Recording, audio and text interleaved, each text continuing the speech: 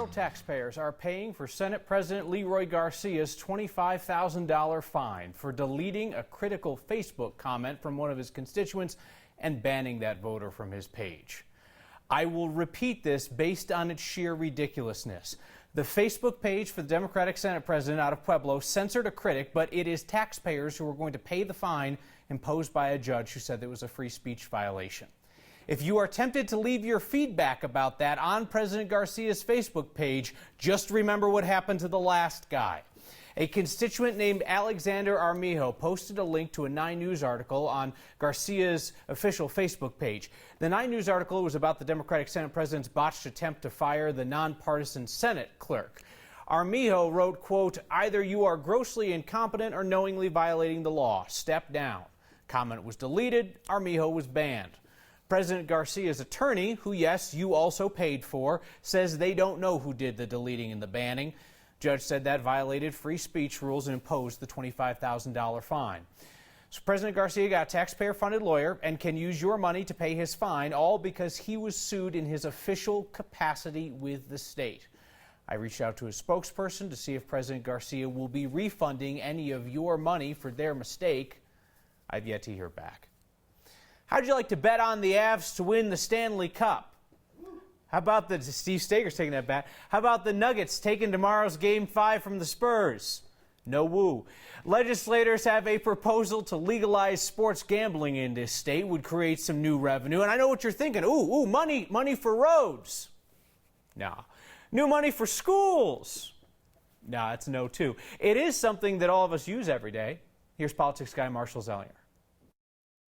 When the Supreme Court ruled that states could legally offer sports gambling, Colorado lawmakers knew they would have to change state law to allow it and ask voters' permission to tax it. It's the profits made by the operators that would be taxed. Democratic House Majority Leader Alec Garnett is sponsoring the bill with the Republican House Minority Leader Patrick Neville. It would allow gambling on sports from certain Colorado casinos or from an app on your phone. And when you win, great. When you lose, the state would win because sports betting would come with a 10% tax on the money made by the casinos, but not for roads and not for schools. We didn't want to send a mixed message to voters that we were going to solve all of the key issues with those individual priorities with this additional revenue. So what are we talking about?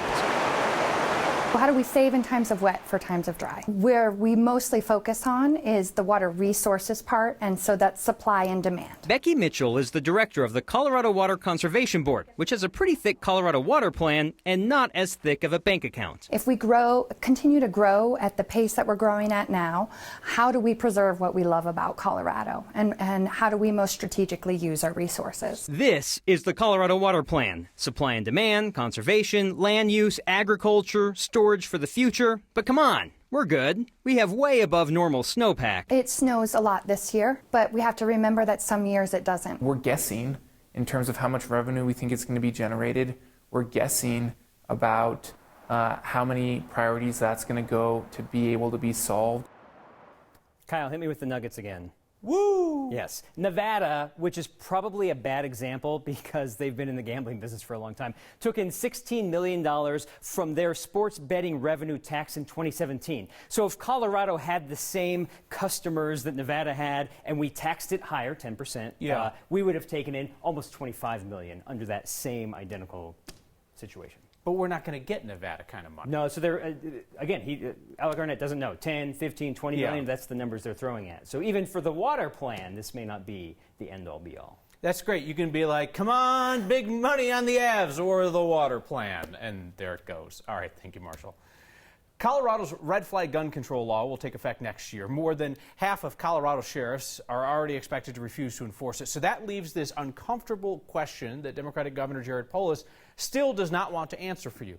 For weeks now, we have been asking the governor whether he would utilize state law enforcement. Think Colorado State Patrol or CBI, maybe even the State National Guard, to go in and enforce this gun control law if local law enforcement refuses to do so. Today, the governor came out to talk with local reporters about his first 100 days, so we figured, let's ask again. I have every bit of confidence in our law enforcement professionals across this state. Our police chiefs, our elected sheriffs, I know have a sworn duty to uphold the law, and I have every degree of confidence that they will do so as they do in every other area. So just kind of put it back on the sheriffs for now. Still no clear answer. One thing that the governor did want to talk about today is his promise kept for full-day kindergarten. He thinks it can be in place by August. $185 million has already been set aside to fund it for the first year, just waiting on the formality of an approval in the state Senate. Denver's eyeing a 2-acre property in University Hills to become the city's newest piece of parkland and the first property purchased with the sales tax approved by taxpayers last year. For some perspective, the 2 acres off East Iliff between Colorado Boulevard and I-25, it's about 1/6 the size of Civic Center Park, which is 12 acres. Now, that's just a map dot compared to Denver's largest parks. Washington Park is 165 acres. City Park is 330 acres. You can't just find that kind of future park space lying around in Denver. Well, except for one spot that I brought up during our mayoral debate. The future of the Park Hill Golf Course is uncertain at this point. It's a significant open green space in our city right now, 155 acres. So I know you faced this question before, so I'm looking for a concise yes or no answer tonight. Would you support the city acquiring the Park Hill Golf Course to create a city park that is almost as large as Washington Park? Ms. Calderon? Yes. Ms. Gillis? Absolutely. Mr. Tate? Does that mean no development, just a park? Yes. Space? Yes. Mr. Hancock? Yes, and we're looking at other options as well. What kind of terrible debate moderator doesn't follow up on yes but other options to see what the mayor's talking about? So the concern from neighbors is that the golf course along Colorado Boulevard would be paved over and turned into condos and parking lots and called Cobo or something stupid like that. Is that what Mayor Hancock means when he says or other options?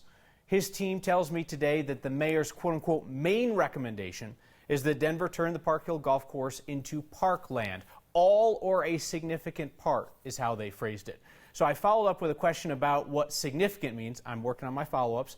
And they said that significant just depends on what the community wants. So you saw the mayor and some of his challengers there. Ballots are out for voters right now to vote and mail in. And Mayor Hancock could have a real race for the first time in the 8 years since he was elected. Being an incumbent certainly has its advantages, including using taxpayer money to hire staff to tell the world you're fabulous. And the mayor has a constant chorus of praise from city department heads and staffers. Our Steve Steger looks at the line between buttering up the boss and campaigning on taxpayer time. It's been a little while since I said something nice about my boss on social media. Members of the mayor's staff seem to do it an awful lot, especially lately, as Denver Mayor Michael Hancock runs for a third and final term. We got curious when we saw tweets like this. It's an endorsement video tweeted from the mayor's campaign account. It was retweeted by 5 people, 4 of them on the city's payroll: the director of public safety, the mayor's chief of staff, the deputy mayor, and a department head in Denver's economic development department. When we started looking into it, we realized a lot of the mayor's paid staff share campaign material. His new spokeswoman retweets the mayor's campaign page a lot and happily shared the Denver Post's endorsement of her boss. Her co-worker, spokesman Mike Strott, told us all city employees are allowed to get political. They just have to do it off the clock. City employees in any capacity are not allowed to share any campaign-related things while on city time. So for us, that's usually, we like to look at that as between 8 and 5 o'clock. We also noticed a lot of city workers have been praising their boss lately, sometimes daily. Strott characterizes that a bit differently. We're out there sharing the work of the city, and that's how we see it. There's no more effort during this campaign season than during any other time of the year. So Strott told me the mayor's office monitors social media to make sure that people aren't tweeting about politics while they're working. And if they spot someone sending a political message during work hours, they either get them to remove it or they make them take PTO for that time, Kyle. And I asked PTO, like, how little PTO? Can you do like a minute of PTO? They said no, it's like in 15-minute increments, but they make them take vacation time, basically, if they tweet something and they want to keep it out there. Personal time off. We have personal time off here at 9 News. We also have a social media policy. So like if I violate the social media policy, can I just go to the boss and say, hey, can we call the last 15 minutes PTO? So I checked on that today, and the answer is no. Our boss said no. Our boss said no. Okay. All right. Very good. Good to know the rules. Thank you, Steve. The most Colorado thing we saw today is one-stop shopping in our clash of seasons. Kids drop some Earth Day wisdom on us. They look like a creature that has black dots on them. Like the bugs, they're small but mighty. Ladybugs are great natural ways for the crop devastating insects to go away. And a viewer wants to know, why doesn't anyone get to use Civic Center Park on 420? Turns out there's one more chance to replace the big pot party. That's next.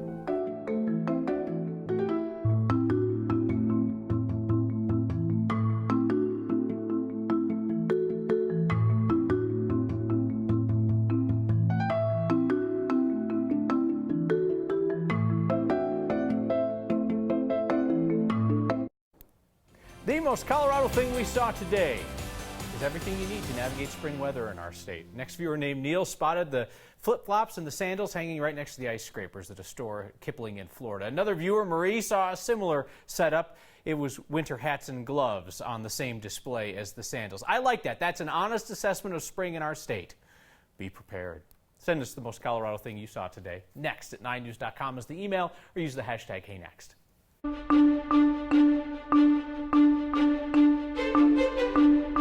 Kind of looks like my car as I'm trying to be prepared for whatever's going to happen this month. A cool and cloudy start to your work week. You can see those clouds are still low over Fort Collins right now. Temperatures still about the mid-40s. We're at 45 degrees in Denver, 50 in Greeley out over the eastern plains. Very mild this evening when you're getting up into the high country. Some spots still in the 60s so far. That's also where we have a little bit of everything from thunderstorms to snow, even some thunder snow thrown in there too. You can see some storms are moving up towards Steamboat Springs, and then they've really been in the foothills, mostly looking at some low cloud cover, potentially some drizzle for the Front Range. Otherwise, we are looking to stay mostly dry. Looking at the rest of this evening, those showers will continue off and on in the high country, wrapping up by the time we head to about midnight. Overnight, we could see a little fog by tomorrow morning, 39 degrees, but the good news is those clouds won't last for too long, and we're going to warm up too. Back in the upper 60s tomorrow, and it just gets warmer as we go along. For Tuesday, Wednesday in the 70s, and then we do have a slight chance for a few isolated showers by Wednesday, Thursday.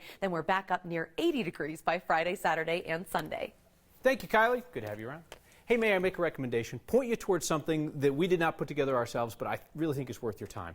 So last year, Arnold Brennan and Kevin Vaughn brought you the story of Adea Shabani, a model and aspiring actress whose disappearance was linked to a man with deep ties to Colorado. Now that saga has become a podcast, To Live and Die in L.A. It explores Adea's mysterious disappearance, and it's told by Neil Strauss, a best-selling author and a writer for Rolling Stone. He tries to sort fact from fiction in that case that stretches from Hollywood to the plains of eastern Colorado. You can listen to the podcast at the link on the next Facebook page. We take care to recommend things that truly are worth your valuable time, and we noted recently that an article we recommended last year is now a Pulitzer Prize winner. The Pulitzer for Public Service was awarded to the South Florida Sun-Sentinel for its thoughtful and complete coverage of the mass shooting at the Marjorie Stoneman Douglas High School in Parkland. That paper and the work that we recommended that you see detailed the heroic actions minute by minute of teachers and police officers, but also dug into the bad decisions, the bad policies, the sketchy training, false reporting, and poor leadership involved in that incident. That article also mentioned what's changed since the shooting at Columbine High School. Our next question comes from a viewer named Richard. He wants to know, how do marijuana groups always get the April 20th permit to control Civic Center Park? Why does the city and county of Denver refuse to let anyone else have a turn? Richard, it's about dibs. Maybe you remember last year, 420 was open for anybody who wanted to hold an event at the park. That's why there was that mad scramble to get in a permit. This year, Denver Parks and Rec says the only application they received for 420 in the park was from UFlora, the organizer of last year's event. Here's how that DIB system works. It's called priority status, and an organizer gets it if they hold the same event in the same place 3 years running. So, on November 1st, when the permit application process begins for next year, if UFlora gets its pop party permit again, they get priority. Young Coloradans were excited to learn about Earth Day, and then they realized there would be bugs involved.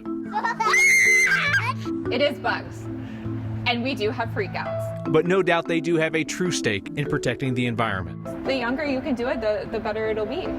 That's next.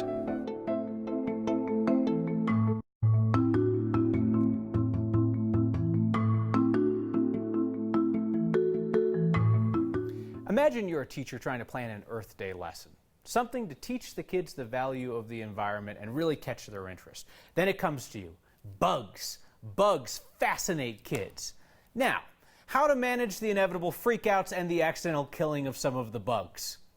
That'll sort itself out. Our Ann Herbst has the story. Tiny insects and tiny humans combine for shrieks heard round the world on Earth Day at Maryhill Preschool and Highlands Ranch. These kids, I don't want the ladybug. know all sorts of stuff about the 10,000 ladybugs they're setting free. They curl and fly. They help our flowers. So this is a fun and educational way for us to get the kids excited about helping our earth and helping the plants. Principal Gina's on board. Oh, they're on him. Assistant Principal Felicia, Not a fan of bugs. is struggling. It's perfect for the environment. Just keep them over there. Zach, you have them all over you.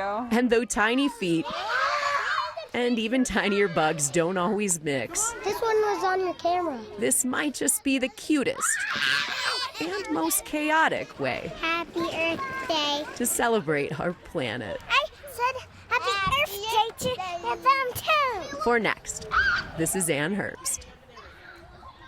Happy Earth Day, kids. World War II veteran proves that the best moments of childhood are still sweet at any age. That and your feedback next.